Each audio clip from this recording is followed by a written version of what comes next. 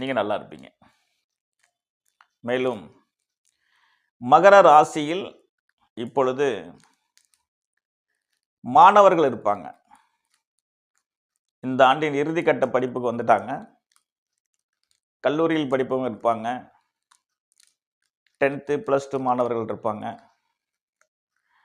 Final year பண்ணுறவங்க இருப்பாங்க.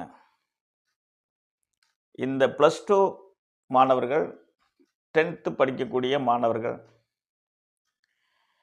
இறுதி ஆண்டில் இருக்கக்கூடிய மாணவர்கள் மிகவும் அக்கறையுடனும் மிகவும் பொறுப்புடனும் நீங்கள் நல்லா படிச்சீங்கன்னா தான் கண்டிப்பாக வெற்றி பெற முடியும். நல்லா படிக்கக்கூடிய மாணவர்களுக்கு 7 சனி இருப்பதனால கொஞ்சம் மார்க் குறைய தான் செய்யும். நீங்கள் தயவு செஞ்சு முயற்சி பண்ணீங்கன்னா நீங்கள் விரும்பின மார்க் வாங்கிடலாம். சராசரியாக படிக்கிற மாணவர் அப்படின்றது பிறப்பிலே இருக்கும். அது உயர்கல்வி யோகம் யாருக்கு, நிறைய மார்க் வாங்குறவங்க யார், குறைவாக மார்க் வாங்குறவங்க யார், சாதாரண கல்வி படிக்கிறவங்க யாருன்னு எல்லாமே ஜோதிடத்தில் எழுதப்பட்டிருக்கு. அதை நான் எழுதியே கொடுப்பேன் எல்லாருக்கும். மாணவ பருவத்தில் இருக்கக்கூடிய அனைவரும் மிகவும் சிரத்தையுடன் படிக்கவும். தாழ்மையான வேண்டுகோள். கல்லூரியில் இறுதி படிப்பில் இறுதி ஆண்டில் இருப்பாங்க. ரொம்ப ரொம்ப கவனமாக படிங்க. பத்திரமா இருங்க. பாதுகாப்பாக இருங்க. போக்குவரத்தில் மிகவும் கவனமாக இருந்துக்குங்க. பணியில் தனியார் துறை மற்றும் அரசாங்கத் துறையில் இருக்கிறவர்களும் கொஞ்சம் கவனமாக இருங்க.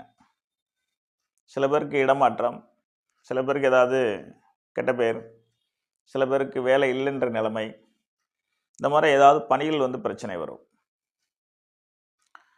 உடல் நலத்தில் சிறியவர் முதல் பெரியவர் வரை உடல் நலத்தில் ரொம்பவும் அக்கறை செலுத்திங்க. பாதசனி நடப்பதனால் எனக்கு தெரிந்த நபர்கள் நிறைய பேருக்கு நான் சொல்லி,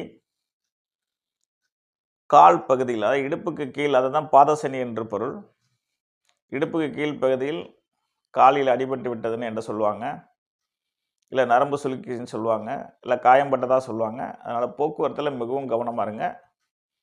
உடல் ஆரோக்கியத்திலும் கவனம் செலுத்துங்க. பொதுவாக முக்கியமான தகவல் என்னென்னா, திருமணம் ஆகாதவர்கள் திருமண முயற்சியை விட்டுவிடவும்.